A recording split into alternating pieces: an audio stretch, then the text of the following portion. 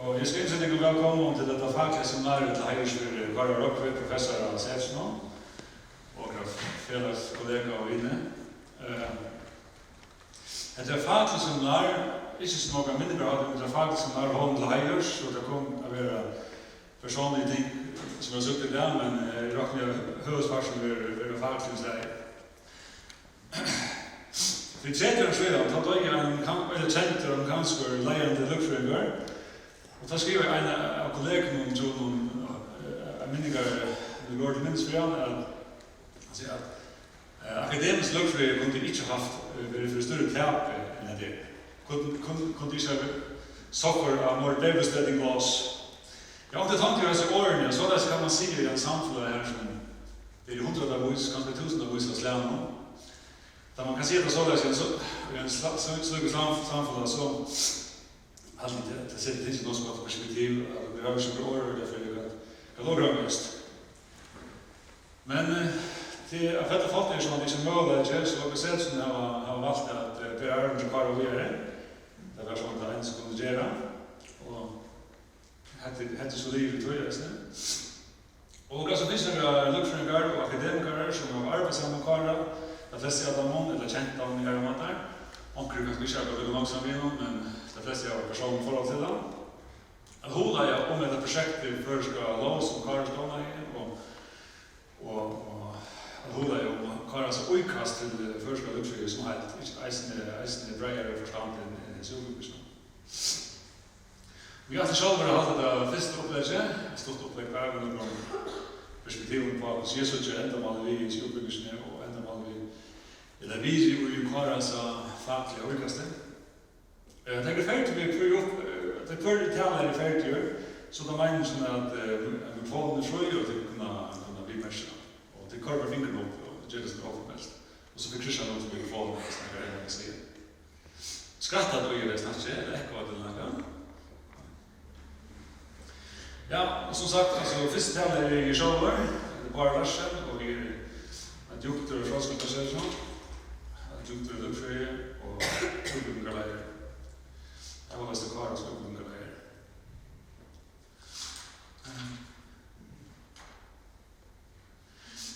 Jeg skal videre med det her som kan vi lese alt det her. Ja. Altså, hvor serføroyska løgfrøði utbygving ditt og hva sånn her. At man sier, å kunne høre Danmark å lese jorda, så er det ikke godt nok, det er ikke alltid godt nok, så er det for negativt. Vi er en utbygging som krever hun fra 2013 til en MA-utbygging, altså en master-utbygging. Det er moderne i året for det samme som man vil kalle for kandidater. Men det er en dynamisk utbygging på den måten at hun tenker bare imot juridiske bachelorer og bachelorer vi er bakgrunn, ofte samfunnsfrøyde bakgrunn til oss som juridiske utsleppen. Han tenker båret her håpene vi, eller at han bråker en masse av vi. Så du kan få en sidpunkt med utbygging, som ser at danske kandidater, du kan få en mer sidpunkt med utbygging her til å være juridiske samfunnsfrøyde bachelor og juridiske master. Men Karas utbygging er spesielt som om det lov, hun kan lukke etter til tullig i 2000. I 2002 at det første det var undervist i grunnskolen lov. Det var altså en nok så breit fag, en breit institusjon til faget, som ble nok student av metode, som hun så vel alltid. Og vi sitter i visjonen av det faget, så er det ikke det her demokratisering som er løgfrøðing, eller nye brådinger av fremmede gjerne som man ofte ligger under, at du skal rykke ut vanlige folk og kjøre dem. Fire sider av vanlige folk som arbeider under måneden. Det er ikke veldig godt, og frukten av tog er best og det er MA i sin. Og det vil være at MA er den forutvikling av videre. Det er tidligere ferdig og reflekterer jo fortøyene, så fortøyene snakker om det. Men hva er det så virkelig sier man kan følge landmarker og jurist, eller kandidat. Hva er det så virkelig vi har en første utbygging? Altså, det står filosofiske spørninger ofte hva det er og hva det er virre. Og ofte reduserer man virre i en tur og hesten jordbygging til et instrumentalt virre, til et virre til noe annet som er viktig, men øvelse selv ganske skjønt. Så så kan man ju säga att först løgfrøðiútbúgving gör en vilja till att producera vilja för att hålla det unga folk som är långt nu. Och det är ganska ta mat som kan bli lite gärna på. Så vi tar förstånd det kanske bäst få inte alltså det är det som någon säger lite gärna connecta med tankegangen på hemma. Men vanande ska uppbyggnaden som nästan har en bredare vilja. Kanske man kan säga att oj på det vilja men också vilja som inte så instrumentalt alltså att du öklig borgar och ge folk några kompetenser så kan ganska det vara gott att komplementera sig själv. Men jag har sagt att det viktigaste vilja i en första løgfrøðiútbúgving är att vi har en serføroyska rättarstoga och någon öde kanske nog har flera öden än faktiskt här. Och så är det några samfällen som inte annorlunda sammanskruvar till de danska att ånder løgfrøði tillvita med nej. Det menar mening. Hvis vi tar det via til imiske rättarstående så kunne vi hitta til det fiskevejretten om Kari Jontvis en utøy og gravatter om at det kan opp at det kom så langt. Fiskevejlogger, før det fiskevejlogger kan du ikke lese at vi har også det finansuniversitet. Så det er en kolossal antydning for vår samfunn at vi er stinsen å regulere ikke. Så langt vi her er det så potentielt video i en serføroyska vinkel. Og bitcher skipanen nå, bitcher planlogger, hun reiser en moment annerledes. Og for ikke om man taler landlogger, det er jo som har jeg en planlogger for at undervisningen kommer så langt. Det er en valgfrihet men ja, for å realisere og lese fram. Arbeidsretter reisende som har en nærmere det, han reisende samfunnsspesifikker, engelske forfølgende mot Danmark. Allmänna logga och antal som danskar kallar för socialrätter, eisnerätter, himmelsk och skatterätter och vad det är. Vad är det dömer? Gott nog har man tradition för träst på att så besittande och kanske eisne brukas allt är riktigt tack för det danska logga men alltså urslut är så alliga att rättarstånd är någon så engelsk. Kanske till att hette den allmänna rätter i vägen. Hvis man snakker om formordet, så kan det lykke til studien for Danmark i høsten.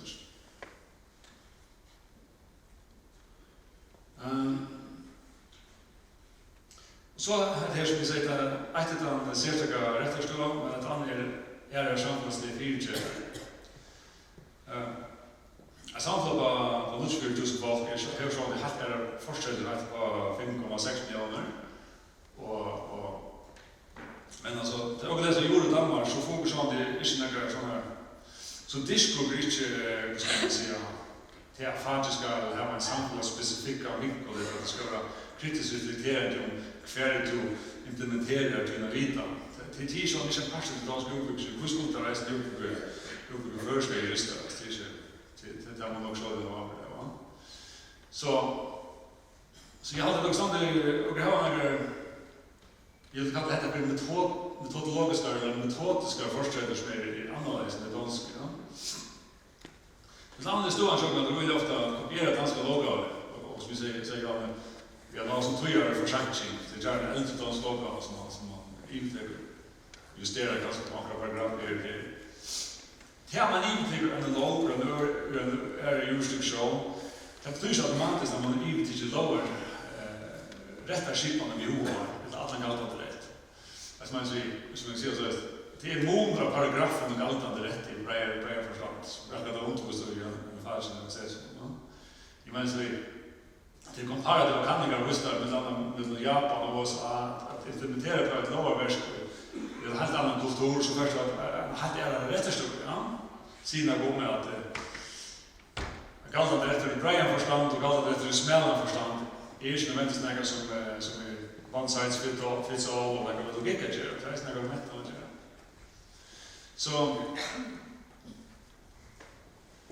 Så jag vill inte att av ekonomiska grund, inte nationalekonomiska grund, men ekonomisk skift som vi orskar och effektivitet, så är det skillnad gott att man lånar logga och reisande lånar galtande rätt som det från logga och byggt upp. Men det är inte så att säga att det är en automatik och man kan göra det oreflekterat. Där man inte gör att reflektera för att det ska vara mening att lyckas göra logga av allt. annars spelar man bara långt av allt.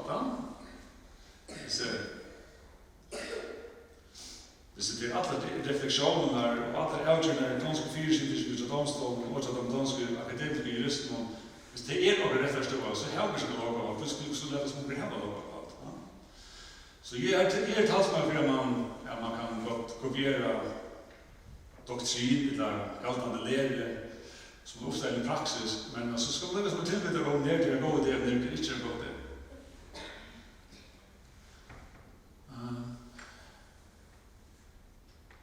Ja, som vi sier her, så det er noen ting som innløsende at man ikke av mennene ser seg før skal rettforstå i noen altså, hvis man uttrykker formrett og en tøyende manko, dette er ikke så mening, det er ikke førske moraler til hans bordning, imot det moraler. Jeg helder til hvordan formrett og grunnleggen skal være sammen, eller noe lignende. Men fyrstikker etter til å se masser av potensial for løsning. Reklam checken det alltså hur ska det implementera det mot små kommuner och annat lukt till alltså nej logik och jag säger så att det som danska länder gott för oss som borgare och till när kunde du som danska läser på implementera sig för smärre för kommuner så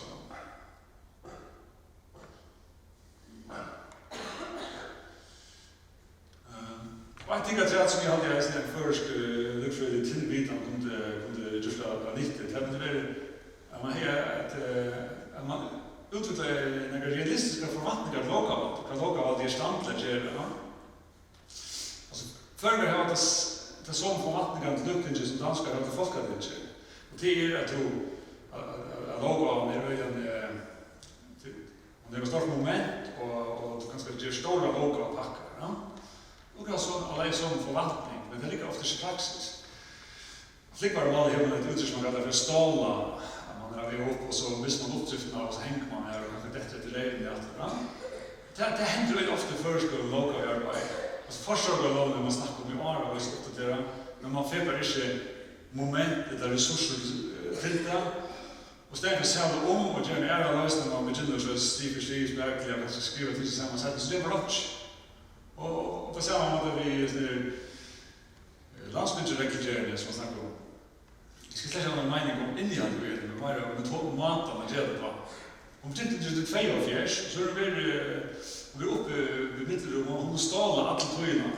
Men det är inte vi att man finner en tillbyte om jag kanske drar gälla med tåten. Kanske att en samtal som har resurser och man gör hur man det gör är forskrätt. Du kunde ganska kappa det sönder i smärre punkter och så skulle det samman en försättning i fattla att det kom några mer vitter. Ja. Men istället för det gör man en Sisyfos öelse, man prövar att få steinen upp på backan och han kommer omgående helt ner och så rullar han några så öl vanligt. Så prövar han för att säga att. Så jag kommer kurs ur försöken som irrationell och förveckling och allt det. Jag kunde vara en vinning och göra förskar skipa. En förskar lögfrödiga tillvitske.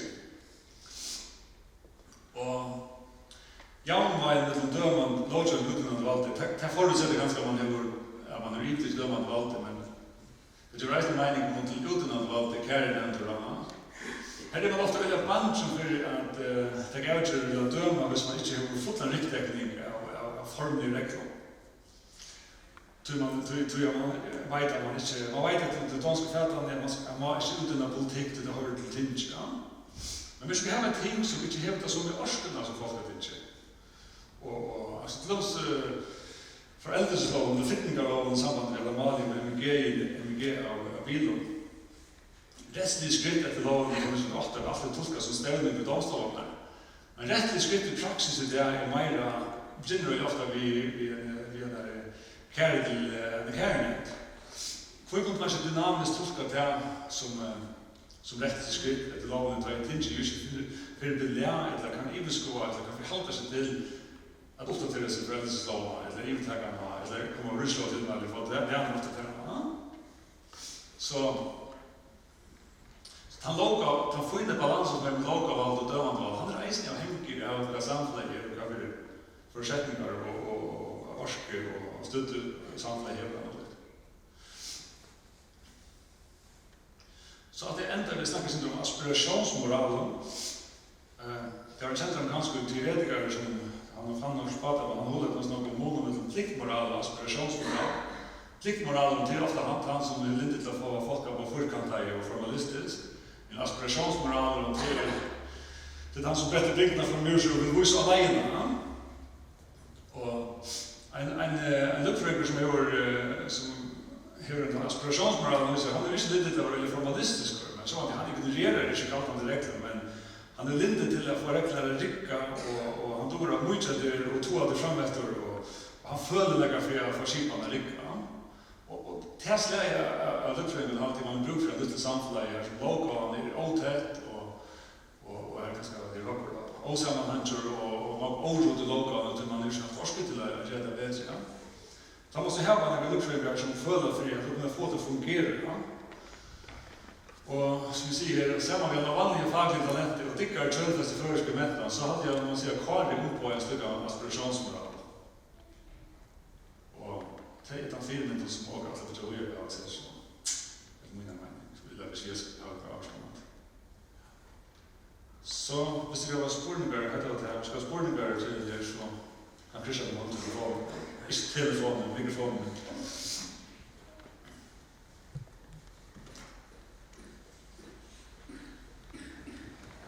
Hvis ikke har spurningar så kan vi ta en liten pause fram til nästa tal och ha typ nej och klockan halv.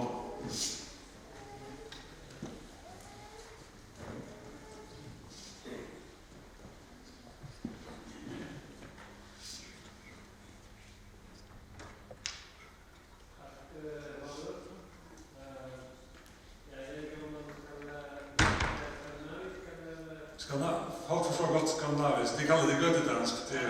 Ja.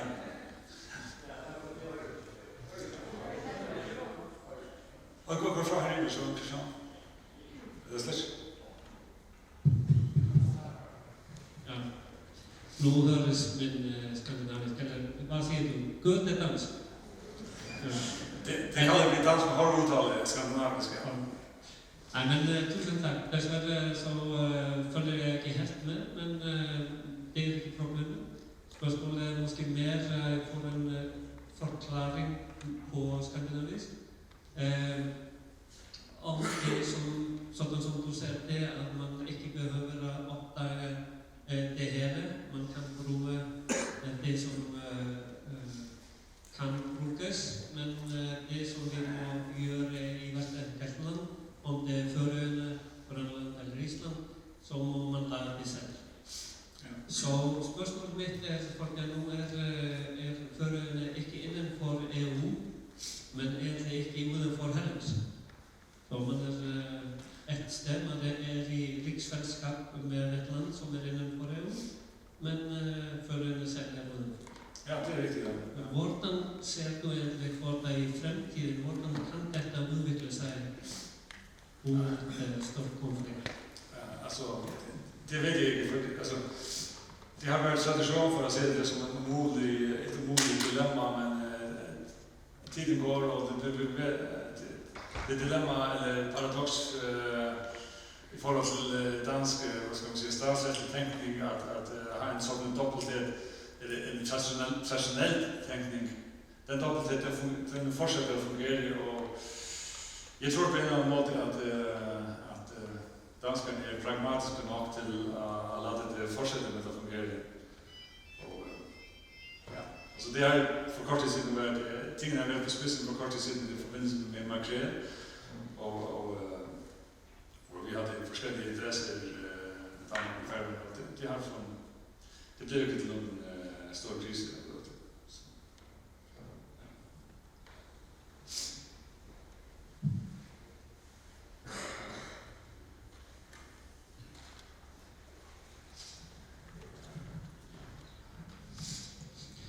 Ja, jag vill lycka att här vid aspirationsmoral. Du säger om att det är väl åtminstone ganska sin ring, alltså inte gränsen alltså när är det fri fantasi så att säga och nu går det ju rätt till att ha sin egen förtolkning eller utläggning av det och man står här kan man säga att alla uppdrag och några någonting samt om jacka. Alltså, Ja, hur förstår man det? tack gott för en högst tycker att men det som är tillägnade aspirationsmål har lite till att det har det gott i samma vid princip och ändamålstolkning och helt inte det som det kan läsa för blackletter då. Och ja, det kan gott ända vid att du som rättar siktena hvis du ska ha allt nätt ner så kan neklas ner. Men poängen är att du kan inte nekla allt ner i en så orskefat och samfälld. Så nöjest är att visst av bra standard och så tar hela några löfningar som har drivet till som inte finns med sig bangen för några som efter dem och ropar hemlöshet dem, men det är mera ivrig efter att visa och att få skipan att fungera så att vi tolkar i klara världen. Jag säger bara att min egen det här en god film det här, men så finns det alltså att allt gänger, tann bådskapen, det har alltid heller inte att här juristerna som är tillänkare av sån här inspiration att här halta. En kände som heter Ronald Worgen, han ligger nog så tätt vid ett band och en som inte fuller var väldigt tätt vid. Nej, jag har inte sett att det var som nylistar och talsmän för rättar uppsikt och lovröset. Det som jag också är ganska i förrgen är det öjligt typiskt att hvis man färger en nyslå eller svärd och någon så får man väl ta nästa och bil så får man nära nyslå här och då skapar att du ska säga här uttrycken att det är inte så helt det uttryckna långt i botten av aspirationsmoral. För helt så därför på väldigt element vi har sagt. Ja, jag också var det kanske skapar mer en sån Wild West-stämning att nej, jag tycker att det är bara att toucha paradigm in i den första juridiska världen som är realistiskt mot att vi orskar och låga vad det är. Hälsina på vi har det som syns på oss. Ja.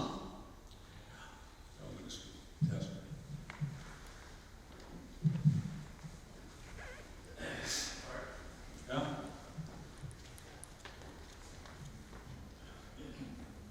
jag har det filmen så först att det där arbetet som Karls brev kvar vi är. Det är det bara. Jag blir så väldigt samtidigt att det inte kommer att göra för ganska förvisso.